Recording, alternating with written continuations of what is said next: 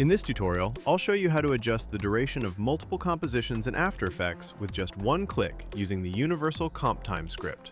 Let's go!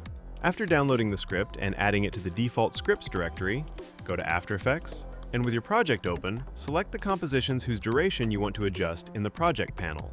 Then go to File, then Scripts, and select Universal CompTime from the list.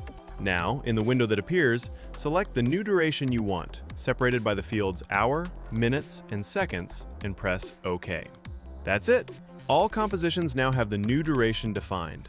Whether it's for creating templates, organizing professional deliverables, standardizing motion design compilations, or simply aligning your project, Universal CompTime does it all in seconds. Enjoy! Download the script from the link in the description.